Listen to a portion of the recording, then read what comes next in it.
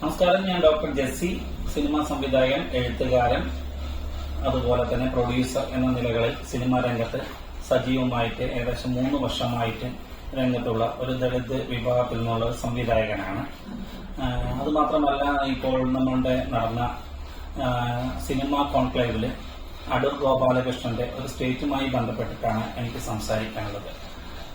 അദ്ദേഹത്തിന്റെ സ്റ്റേറ്റ്മെന്റിൽ പറഞ്ഞ പലതും നമുക്ക് കാര്യങ്ങൾ നമുക്ക് ആവശ്യമായിട്ടുള്ള ചില കാര്യങ്ങളുണ്ടെങ്കിലും അദ്ദേഹത്തിന്റെ ആ ധാർഷ്ട്യം നിറഞ്ഞ, അല്ലെങ്കിൽ അദ്ദേഹം ഉയർന്നവനാണെന്നും മറ്റുള്ളവരെല്ലാം ഒന്നിനും കൊള്ളാത്തവരാണെന്നുള്ള ഒരു തരത്തിലുള്ള ഒരു വർത്തമാനമാണ് ജനങ്ങൾക്ക് ചൊടിപ്പിച്ചതെന്നാണ് എനിക്ക് തോന്നുന്നത്. എന്റെ അഭിപ്രായത്തിൽ ഈ പുതിയതായി സിനിമാ ലോകത്തേക്ക് കടന്നു വരുന്ന എല്ലാവർക്കും, അത് പട്ടികജാതി പട്ടികവർഗക്കാർക്ക് മാത്രമല്ല, എല്ലാവർക്കും പരിശീലനം നിർബന്ധമായിട്ട് ആവശ്യമാണ്. പക്ഷെ പട്ടികജാതി പട്ടികവർഗക്കാർക്കും വനിതകൾക്കും മാത്രം പരിശീലനം എന്നൊരു പരിപാടിയോട് ഞാൻ യോജിക്കുന്നില്ല. കാരണം നിലവിൽ ഇപ്പോൾ നിരവധി ഓർഗനൈസേഷനുകൾ, പ്രൈവറ്റും ഗവൺമെന്റും തലത്തിലുമെല്ലാം പരിശീലന പരിപാടികൾ നടന്നു വരുന്നുണ്ട്. അത് സിനിമാ മേഖലയിലേക്ക് കടന്നു വരുന്ന ഒരുപാട് ആളുകൾക്ക് പരിശീലന പരിപാടികൾ ഇന്ന് പല ഓർഗനൈസേഷനുകളും നിലവിൽ നടന്നു വരുന്നുണ്ട്. അതുകൊണ്ട് പരിശീലനം ലഭിക്കുന്നില്ല എന്ന് പറയാൻ പാടില്ല. പക്ഷെ ഈ പ്രോജക്റ്റുമായി വരുന്നവർക്ക് പരിശീലനം ലഭിച്ചതിന്റെ ഒരു എക്സ്പീരിയൻസ് ഉള്ളത് നല്ലത് തന്നെയാണ്. പക്ഷെ അദ്ദേഹം ഒരു വംശത്തെ അല്ലെങ്കിൽ ഒരു വിഭാഗത്തെ ഒരു പരസ്യമായി ഒരു പൊതുവേദിയിൽ അടിച്ചാക്ഷേപിച്ചതിനോട് ഞാൻ ശക്തമായി, ഒരു സംവിധായകൻ എന്നതിൽ ശക്തമായി പ്രതിഷേധിക്കുന്നു. പിന്നെ പുഷ്പവതി മാഡം അവരെ അറിയില്ല എന്ന് പറഞ്ഞത് അദ്ദേഹത്തിന് അറിയില്ലായിരിക്കും. പക്ഷെ അവര് ഈ സിനിമാ മേഖലയിൽ അതിശക്തമായി വർക്ക് ചെയ്യുകയും പ്രവർത്തിക്കുകയും ചെയ്യുന്ന ഒരു ക്ഷണിക്കപ്പെട്ട ക്ഷണിതാവാണ്. കേരള ഗവൺമെന്റ് ക്ഷണിച്ച ക്ഷണിതാവാണ്. ഒരു തമ്പുരാൻ അവിടെ ഞാൻ സംസാരിക്കുമ്പോൾ നീ എന്റെ അടിയാത്തിയാണ്, അല്ലെങ്കിൽ ഒരു താഴ്ന്ന ആളുകള് നമ്മളുടെ അടുത്ത് സംസാരിക്കരുത് എന്ന് പറയുന്ന ഒരു ധാർഷ്ട്യം നിറഞ്ഞ പെരുമാറ്റത്തെ നമ്മൾ ശക്തമായി അപലപിക്കുന്നു. കാരണം എല്ലാവർക്കും സംസാരിക്കാനുള്ള സ്വാതന്ത്ര്യമുണ്ട്. കോൺക്ലേവിൽ പങ്കെടുക്കുക എന്നത് നമുക്ക് നമ്മുടെ അഭിപ്രായങ്ങൾ സ്വാതന്ത്ര്യത്തോടുകൂടി പറയാനാണ്. അവരൊരു അറിയപ്പെടുന്ന ഒരു എഴുത്തുകാരിയാണ്, പാട്ടുകാരിയാണ്. അപ്പൊ അതുകൊണ്ട് അവർക്ക് അതിനുള്ള സ്വാതന്ത്ര്യമുണ്ട്. അവർ സിനിമാ മേഖലയിൽ ഏകദേശം ഒരുപാട് വർഷങ്ങളായി വർക്ക് ചെയ്യുന്ന ഒരു വിഭാഗത്തിന്റെ പ്രതിനിധിയും കൂടിയാണ്. അതുകൊണ്ട് അവർ പറഞ്ഞ സ്റ്റേറ്റ്മെന്റിനോട് ഞാൻ അനുകൂലിക്കുന്നു. പിന്നെ സിനിമാ മേഖലയിൽ കടന്നു വരുന്നവർക്ക് ഒരു പരിശീലനത്തിന്റെ അത്യാവശ്യം നിർബന്ധം തന്നെയാണ്. കാരണം ഞാൻ സിനിമാ മേഖലയിൽ 2 സിനിമകൾ സംവിധാനം ചെയ്തു. ഏകദേശം 17ഓളം ഇന്റർനാഷണൽ അവാർഡുകളും എനിക്ക് എന്റെ സിനിമയ്ക്ക് നീതി, മുഖമറിയാത്തവൻ എന്ന 2 സിനിമ സംവിധാനം ചെയ്തു. പക്ഷെ ഞാൻ അന്ന് അനുഭവിച്ച ഒരുപാട് പ്രശ്നങ്ങൾ നവാഗതരായി കടന്നു വരുന്ന സിനിമാ മേഖലയിലേക്ക് കടന്നു വരുന്നവർക്ക് ഒരു എടുത്തുകാട്ട് തന്നെയാണ്. എനിക്കത് പറയാതിരിക്കാൻ പറ്റില്ല. കാരണം സിനിമാ മേഖലയിലേക്ക് പുതുതായിട്ട് കടന്നു വരുന്ന ഏതൊരാളും പരിശീലനം ലഭിച്ചേ പറ്റുള്ളൂ. സിനിമാ മേഖല അത്രയും ദുഷിച്ചതും അത്രയധികം കോംപ്ലിക്കേഷൻസുകൾ നിറഞ്ഞതും സ്വജനപക്ഷപാതവും അതേപോലെ ഈ തമ്പുരാന്മാരുടെ അടക്കി വാഴുന്ന ഒരു കേന്ദ്രവും തന്നെയാണ് കേരളത്തിലെ സിനിമാ മേഖല. ഈ ചില ഉയർന്ന വ്യക്തികൾ, ഒരാളുടെ പേരെടുത്ത് ഞാൻ പറയുന്നില്ല, ഉയർന്ന വ്യക്തികളുടെ, അല്ലെങ്കിൽ അവരാണ് ഉയർന്നവർന്ന് സ്വയം ചിന്തിച്ച് നടക്കുന്ന കുറെ വ്യക്തികളുടെ കൈപ്പിടിയിൽ തന്നെയാണ് സിനിമാ മേഖല. സിനിമയിൽ അഭിനയം തൊട്ട് ടെക്നിക്കൽ സൈഡ് മുതൽ സിനിമ വിതരണം, അതേപോലെ സിനിമ തിയേറ്റർ ലഭിക്കണമെങ്കിൽ പോലും ഇവരുടെ ഈ തമ്പുരാമ്പരുടെ കാലിൽ കൈയും പിടിക്കണം. അതുമാത്രമല്ല, അവർ പറഞ്ഞ പൈസ കൊടുക്കണം. ഇതിനൊന്നും ഒരു നിശ്ചിത ഒരു ക്രൈറ്റീരിയ എന്ന് കേരളത്തിലില്ല. അതേപോലെ ഒരു സിനിമ രജിസ്റ്റർ ചെയ്യുന്ന തൊട്ടിട്ടും നമ്മൾക്ക് ഒരുപാട് പിന്നാമ്പുറങ്ങളിൽ ഒരുപാട് ഏജന്റുകളാണ് ഇവിടെ കളിക്കുന്നത്. ഏജന്റുകളും അതേപോലെ പ്രൊമോട്ടേഴ്സും ആണ് ഈ ഒരു പൊട്ടിപ്പൊളിഞ്ഞ സിനിമയടക്കം പ്രൊമോട്ട് ചെയ്താൽ മാത്രമാണ്, അല്ലെങ്കിൽ ഏറ്റവും മികച്ച സിനിമയടക്കം പ്രൊമോട്ട് ചെയ്താലും അതേപോലെ ഈ പിന്നാമ്പുറങ്ങളിലെ ഏജൻസികളിലൂടെ കടന്നുപോയാൽ മാത്രമേ നമുക്ക് ഒരു തിയേറ്ററിൽ എത്തിക്കാൻ കഴിയുള്ളൂ. അത് വളരെ അപലപനീയമാണ്. നമുക്കൊരു സിനിമ എടുക്കാൻ പറ്റുന്നല്ലാതെ ഒരു തിയേറ്ററിൽ വരെ എത്തിക്കണമെങ്കിൽ അതിന് ഒരുപാട് പിന്നാമ്പറങ്ങളിലൂടെ, പല കളികളിലൂടെയും, പല പ്രശ്നങ്ങളിലൂടെയും നമ്മൾ കടന്നു പോകേണ്ടതുണ്ട്. ഒരു പ്രൊഡ്യൂസർ, ഒരു ഡയറക്ടർ എന്ന നിലയിൽ ഞാനത് കൃത്യമായിട്ട് അനുഭവിച്ചാണ്. ദളിത് മേഖലയിൽ നിന്ന് ഒരാൾ കടന്നു വരുമ്പോൾ അതിന്റെ എക്സ്ട്രീം ലെവലിൽ നമ്മൾ അനുഭവിക്കേണ്ടി വരും. നമ്മളെ സപ്പോർട്ട് ചെയ്യാൻ ആരും ഉണ്ടായില്ല. നമ്മൾക്ക് വന്നിട്ട് മറ്റുള്ള സഹകരണം, പിന്നെ എന്റെ ഒരു ഭാഗ്യം കൊണ്ടാണ് എനിക്ക് 23ഓളം തിയേറ്ററിൽ റിലീസ് ചെയ്യാൻ കഴിഞ്ഞത്. പക്ഷെ അതിന് ഞാൻ 2 വർഷത്തോളം ഞാൻ അതിന്റെ കടമ്പകൾ കടന്നിട്ടുണ്ടായിരുന്നു. അതേപോലെ ഷൂട്ടിംഗ് വേളകളിൽ അതിന്റെ ടെക്നിക്കൽ സൈഡിലൊക്കെ എനിക്ക് അത്ര വലിയ നോളജ് ഒന്നും ഉണ്ടായിരുന്നില്ല. പക്ഷെ എനിക്ക് സിനിമ എന്നൊരു സാധനത്തെ, എനിക്ക് ഫ്രെയിമുകളെ എനിക്ക് എന്റെ മൈൻഡിൽ ഉണ്ടായിരുന്നതുകൊണ്ട് ഞാൻ കൃത്യമായിട്ട് എനിക്ക് അതിന്റെ ടെക്നിക്കൽ സൈഡിൽ അത്ര നോളജ് അന്ന് ഉണ്ടായിരുന്നില്ല. അത് പക്ഷെ നമുക്ക് എങ്ങനെയൊക്കെയോ നമ്മുടെ നല്ലൊരു ക്യാമറാമാൻ ടീം ഉണ്ടായിരുന്നു, ക്യാമറ യൂണിറ്റ് ടീം ഉണ്ടായിരുന്നു. അതുപോലെ നമുക്ക് നല്ലൊരു ടീം ഉള്ളത് കൊണ്ട് മാത്രം എന്റെ സിനിമ എനിക്ക് വേണ്ട വിധത്തിൽ വിജയിപ്പിച്ചെടുക്കാനും വേണ്ട വിധത്തിൽ ഷൂട്ട് ചെയ്തെടുക്കാനും കഴിഞ്ഞു. അതുപോലെ എല്ലാവർക്കും കഴിയണമെന്നില്ല. അതുകൊണ്ട് സിനിമ ക്യാമറ യൂണിറ്റിനെ കുറിച്ചിട്ടും അതേപോലെ ഈ ട്രോളി മുതൽ ആംഗിളുകൾ മുതൽ അതൊക്കെ ഒരു ചെറിയൊരു നോളേജ് നമ്മുടെ സിനിമാ മേഖലയിൽ കടന്നു വരുന്ന ഏതൊരാൾക്കും നിർബന്ധമായി വേണം. അതുമാത്രമല്ല അതിന്റെ പ്രൊഡക്ഷൻ സൈഡ്, എങ്ങനെ പ്രൊഡക്ഷൻ കോസ്റ്റ് കുറയ്ക്കാനും ഏറ്റവും പ്രൊഡ്യൂസറിനെ സേവ് ചെയ്യാനുമുള്ള ഒരു ബാധ്യത സംവിധായകനുണ്ട്.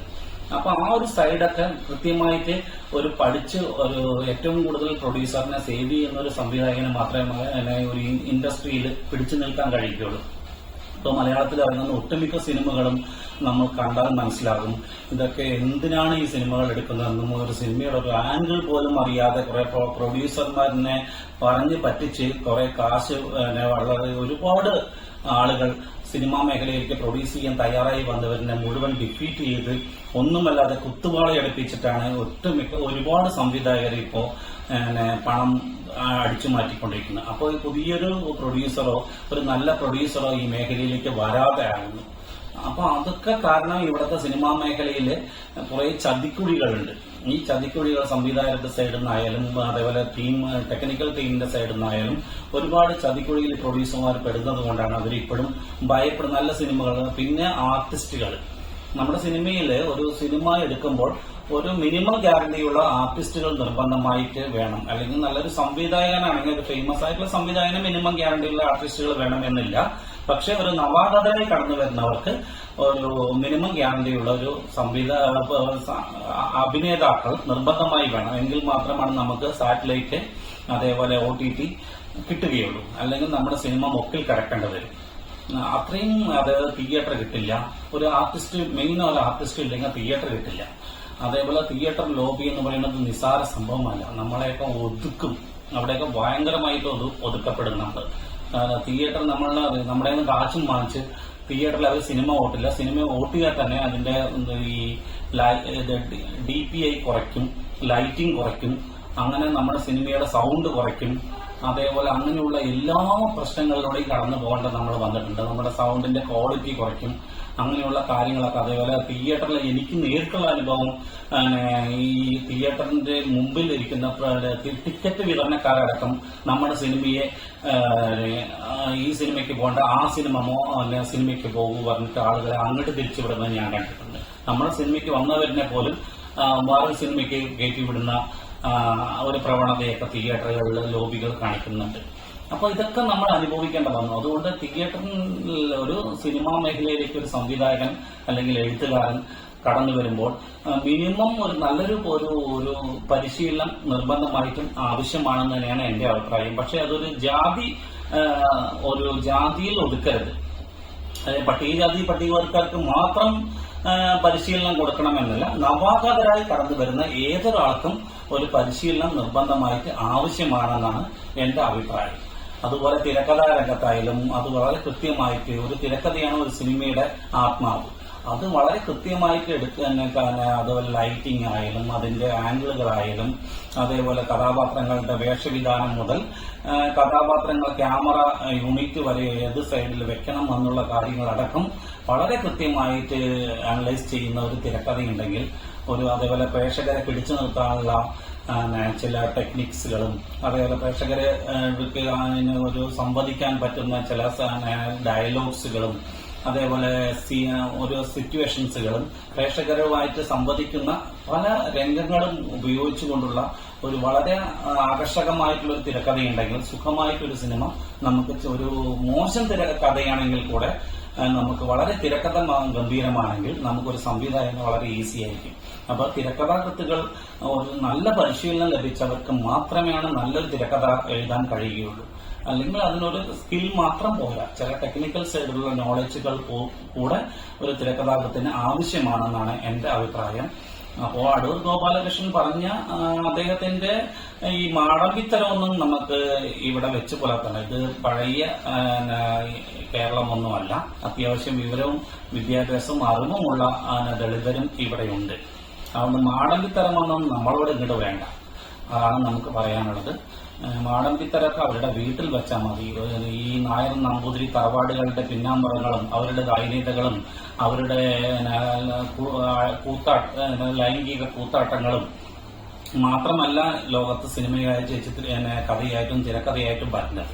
ഇവിടുത്തെ അടിച്ചമർത്തപ്പെട്ടവരുടെ പ്രശ്നങ്ങളും അതേപോലെ ഇവിടുത്തെ അടിസ്ഥാന ജനതയുടെ പ്രശ്നങ്ങൾ, ഇവിടെ നവോത്ഥാന നായകരുടെ പ്രശ്നങ്ങളും അതേപോലെ ഇവിടെയുള്ള പല നവോത്ഥാന പ്രസ്ഥാനങ്ങളും വീടാണ് വളച്ചൊടിച്ച് ഇല്ലാതാക്കിയത്. അപ്പോൾ ഈ സിനിമയ്ക്ക് ഒരു മുഖ്യമായ പങ്ക് ഇവിടുത്തെ ചരിത്രവുമായി ബന്ധപ്പെട്ടിട്ടുണ്ട്. അപ്പോ അതും ഇവിടുത്തെ അടിസ്ഥാന ജനതയെ ഒതുക്കാമെന്നൊന്നും നോക്കരുത്, അത് തെറ്റായ പ്രവണതയാണ്. അതുകൊണ്ട് സിനിമയിൽ പരിശീലനം ആവശ്യമെന്നുള്ള വിഷയത്തിൽ നമ്മൾ അനുകൂലിക്കുന്നു. പക്ഷെ ദാഷ്ട്യം നിറഞ്ഞ ഈ ജാതി ചിന്ത അദ്ദേഹത്തിന് ഇത്രയും നല്ലൊരു സംവിധായകൻ, ഇന്ത്യ മുഴുവൻ ലോകം മുഴുവൻ അറിയപ്പെടുന്ന ഒരു സംവിധായകൻ ഒരു വയസ്സാം കാലത്ത് ഉള്ള വില കളയാനുള്ള പരിപാടിയാണ് എന്നാണ് എന്റെ അഭിപ്രായം. കാരണം അദ്ദേഹത്തിന്റെ സ്റ്റേറ്റ്മെന്റിനെ ഞാൻ ശക്തമായി അപലപിക്കുന്നു ഒരു സംവിധായകൻ എന്ന നിലയിൽ.